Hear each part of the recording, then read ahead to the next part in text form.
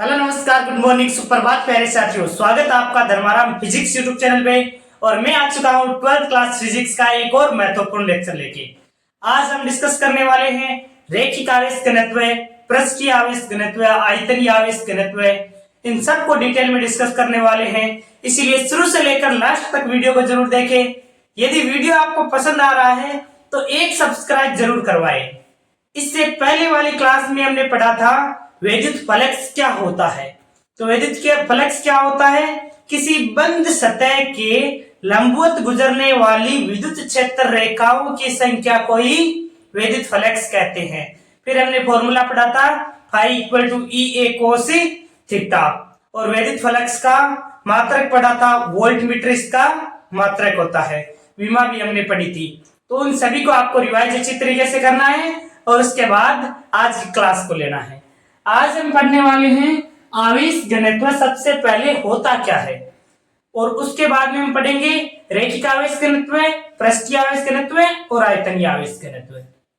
रैखिक आवेश घनत्व क्या होता है, पृष्ठीय आवेश घनत्व क्या होता है और आयतनीय आवेश घनत्व क्या होता है, एक एक पॉइंट को बारीकी से समझते हुए चलना है। तो सबसे पहले हम पढ़ लेते हैं कि आवेश घनत्व होता क्या है। तो जब कोई वस्तु एक समान रूप से आवेशित होती है तब हम आवेश घनत्व का यूज करते हैं। जब कोई वस्तु एक समान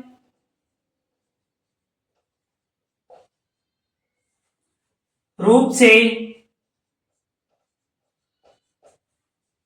आवेशित होती है, आवेशित होती है तब आवेश घनत्व का उपयोग करते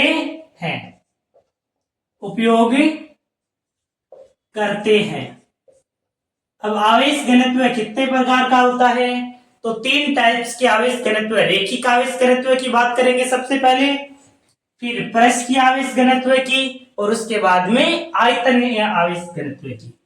तो पहला पॉइंट लिख लो, रैखिक आवेश घनत्व।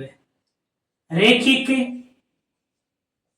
आवेश घनत्व, रैखिक आवेश घनत्व क्या होता है?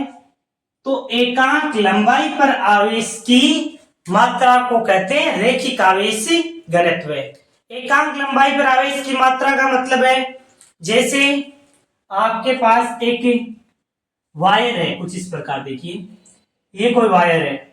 सबसे पहले तो आवेश घनत्व का प्रयोग कब करते हैं? जब कोई वस्तु एक समान रूप से आवेशित हो, यानी कि यह एल लंबाई का वायर है और ये एक समान रूप से आवेशित है, तब आपको एकांक लंबाई पर जो आवेश की मात्रा होगी वही हो जाती है रैखिक आवेश घनत्व। तो इसकी परिभाषा लिख लो, एकांक लंबाई पर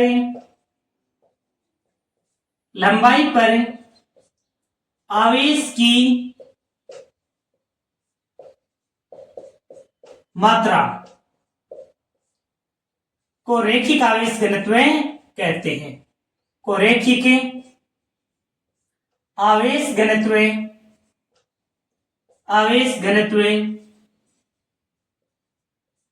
कहते हैं। कहने का मतलब है कि एकांक लंबाई पर आवेश की मात्रा को क्या कहते हैं? रैखिक आवेश घनत्व। और रैखिक आवेश घनत्व को किससे लिखते हैं? तो रैखिक आवेश घनत्व को लैम्डा से लिखते हैं, ये भी आपको ध्यान में रखना है। क्लियर है?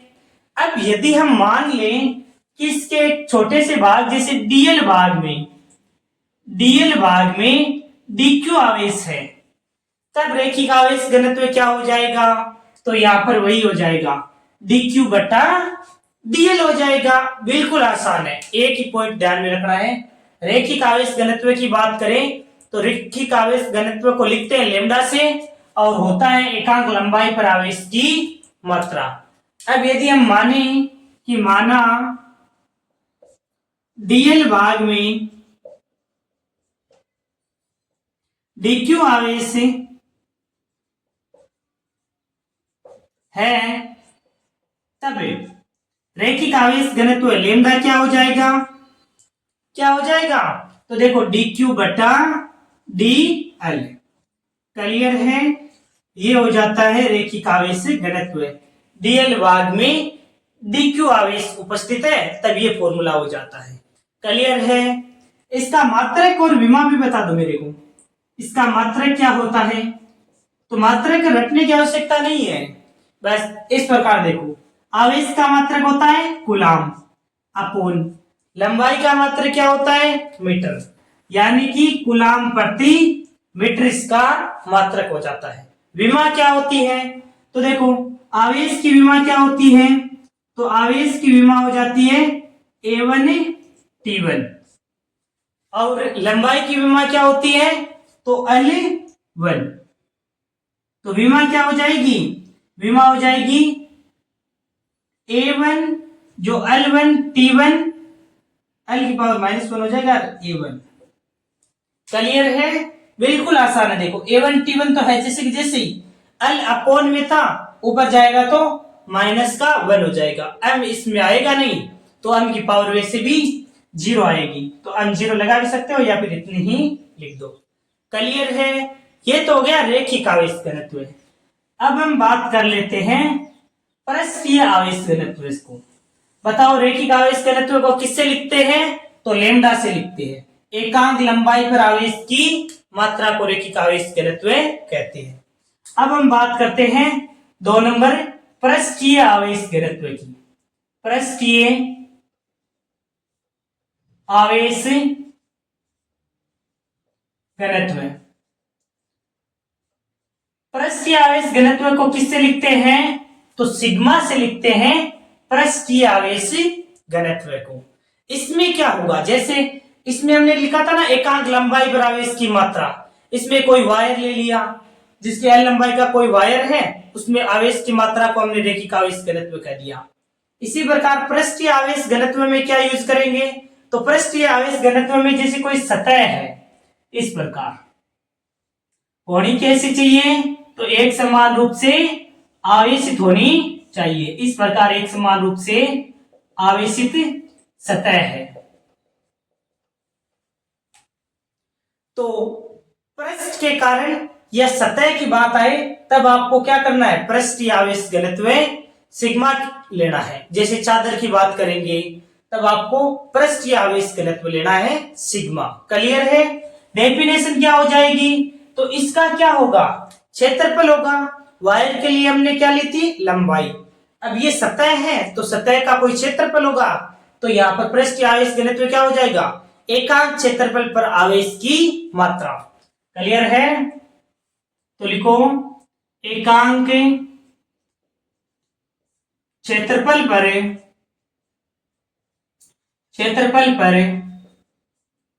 आवेश की मात्रा, आवेश की मात्रा। फॉर्मूला क्या हो जाएगा? तो पृष्ठीय आवेश घनत्व सिग्मा बराबर क्या हो जाएगा? एकांक क्षेत्रफल, इसका मतलब है अपोन में क्षेत्रफल का मतलब a आ जाएगा, और आवेश की मात्रा तो सिग्मा बराबर Q बटा a आ जाएगा। क्लियर है? एकांक क्षेत्रफल पर आवेश की मात्रा हो जाएगा। इसी प्रकार मान लो यदि मैं इसका एक छोटा सा भाग लूं डीए क्षेत्रफल वाला, कि डीए क्षेत्रफल में यदि डीक्यू आवेश है, तब आवेश जो पूछ ले पृष्ठीय आवेश घनत्व क्या होगा? तो आपने डीए क्षेत्रफल में मान लिया डीक्यू आवेश है, तब क्या हो जाएगा? पृष्ठीय आवेश घनत्व सिग्मा बराबर डीक्यू बटा डीए। क्लियर है? तो यही हम यहां पर लिख देते हैं। यदि डीए क्षेत्रफल में डीक्यू आवेश है, तब सिग्मा बराबर क्या हो जाएगा? डीक्यू बटा डीए। क्लियर है? सिग्मा बराबर डीक्यू बटा डीए हो जाएगा। अब हम बात करते हैं इसके मात्रक और विमा की। तो जो मात्रक और विमा हमने इसमें निकाली थी ना फॉर्मूले से, इसी प्रकार इसमें फॉर्मूले से निकालेंगे बिल्कुल आसान तरीके से। तो मात्रक क्या होगा, देखो मात्रक, मात्रक आवेश का मात्रक क्या होता है, कूलाम बट्टा क्षेत्रफल का मीटर स्क्वायर, तो कूलाम प्रति मीटर स्क्वायर। इसमें केवल लंबाई थी इसलिए कूलाम प्रति मीटर आया था, इसमें क्षेत्रफल की बात की जा रही है तो कूलाम प्रति मीटर स्क्वायर हो जाएगा। यदि मैं विमा की बात करूं तो विमा क्या होगी, तो विमा इस मात्रक से निकालो, आवेश की विमा तो होती है A1 T1 और लंबाई की L2 हो जाएगी, तो विमा क्या आ जाएगी, L तो -2 आ जाएगा और A1 T1, ये इसकी विमा हो जाएगी। L के ऊपर तो आ जाएगा -2 क्योंकि नीचे 2 पावर ऊपर जाएगा तो वैसे भी -2 हो जाएगा और A1 T1। क्लियर है, ये तो हो गया पृष्ठीय आवेश घनत्व सिग्मा। ध्यान रखना ये बातें आपको डेरिवेशन करोगे आगे तब हेल्प करेगी कि रेखिक आवेश घनत्व की बात होगी, हम कोई अनंत लंबाई का वायर लेंगे तो वायर के लिए, तार के लिए हम कौन सा आवेश घनत्व लगाएंगे, रेखिक आवेश घनत्व। तब आपको याद रखना है, मैं लिखूंगा लेमडा बराबर क्यू बटा एल, एकांक लंबाई पर आवेश की मात्रा रेखिक आवेश घनत्व लेमडा से लिखते हैं। इसी प्रकार पृष्ठीय आवेश घनत्व की बात करेंगे तो पृष्ठ का मतलब है कोई सतह ली जाएगी, जब भी सतह ली जाएगी, एक समान रूप से आवेशित सतह ली जाएगी, तब आप पृष्ठीय आवेश घनत्व ले लेना। पृष्ठीय आवेश घनत्व को किससे लिखोगे, सिग्मा से। क्या हो जाएगा, एकांक क्षेत्रफल पर आवेश की मात्रा। इसी प्रकार आगे आता है आयतनीय आवेश घनत्व, ये भी लिख लो,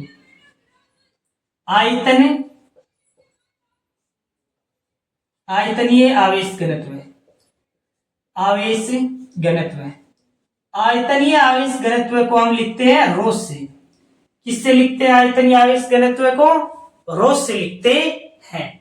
ये क्या होता है, तो जैसे इसमें तो हमने सतह के कारण एकांक क्षेत्रफल पर आवेश की मात्रा ली थी, कोई सतह थी तो पृष्ठीय आवेश घनत्व ले लिया।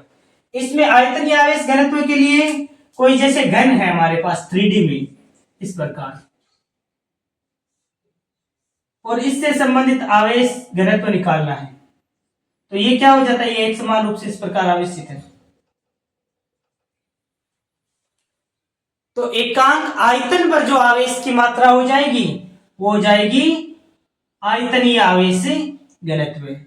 फिर हम उसी का छोटा सा भाग ले लेंगे कि डीवी भाग में यदि dq आवेश है तभी आयतनीय आवेश घनत्व क्या हो जाएगा, dq बटा dv हो जाएगा। जैसे एकांक क्षेत्रफल पर आवेश की मात्रा थी, पृष्ठीय आवेश घनत्व है, एकांक आयतन पर आवेश की मात्रा होगी वो आयतनीय आवेश घनत्व हो जाएगा। बिल्कुल आसान है, लिख लो यहां पर एकांक आयतन पर आवेश की मात्रा, आवेश की मात्रा क्या होता है, आयतनीय आवेश घनत्व रो इक्वल टू हो जाएगा Q बटा V।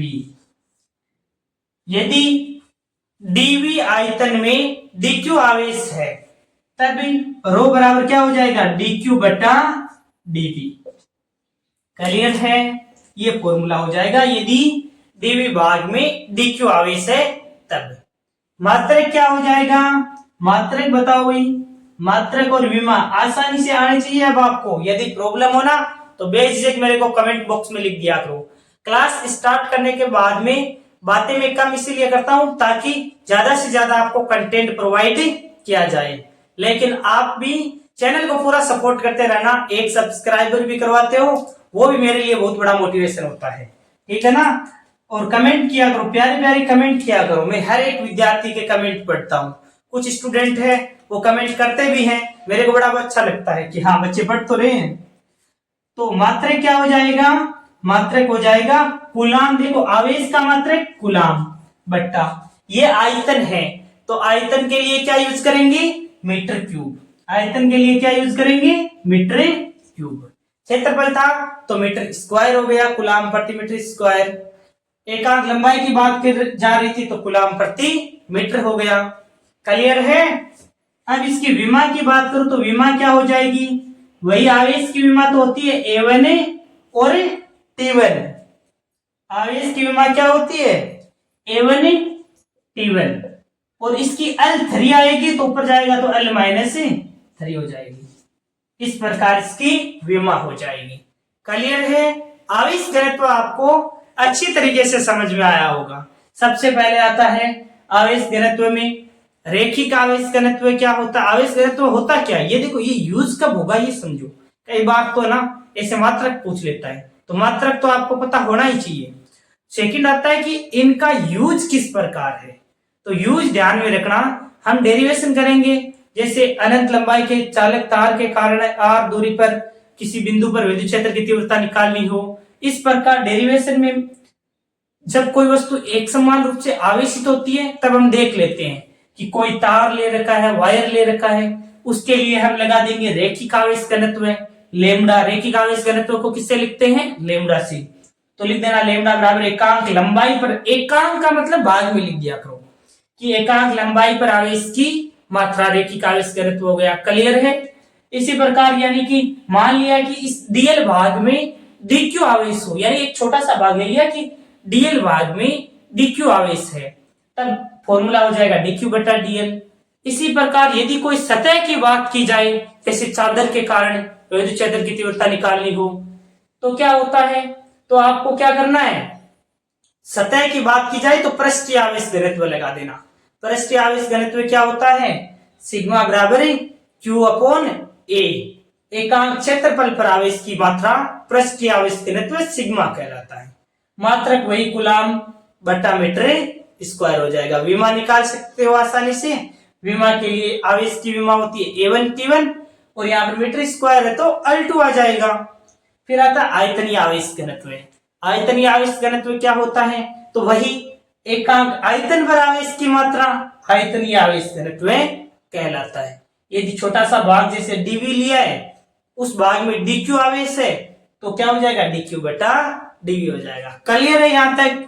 यदि क्लियर है तो कमेंट बॉक्स में जरूर से लिखना।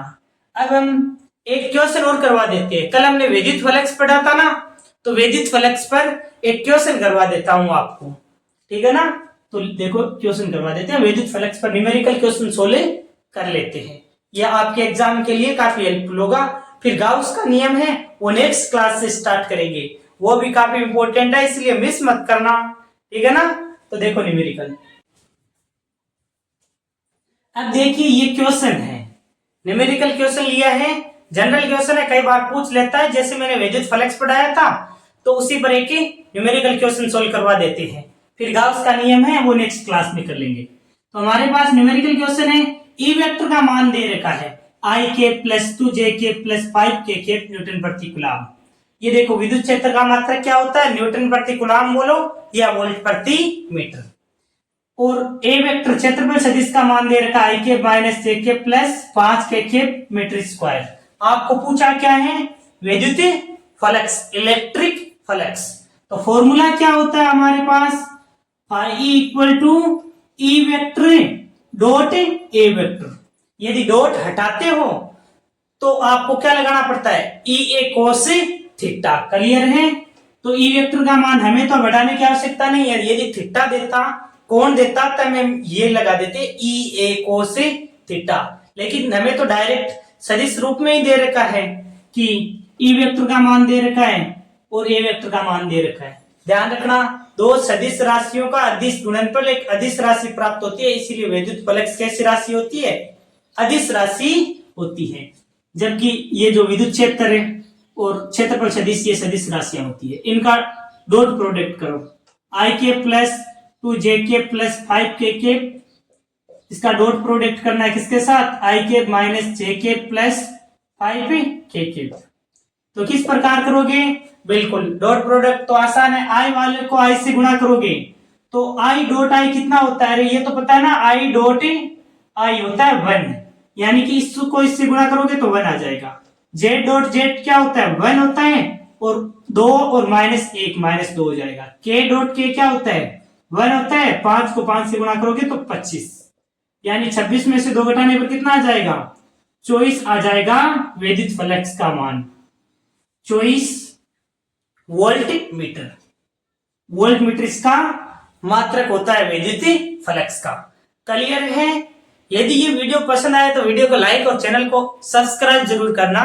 Thank you very much for a nice day to all of you. Thank you very much. जिन जिन विद्यार्थियों ने पूरा वीडियो देखा है वो एक प्यारा सा कमेंट जरूर करें। Thank you.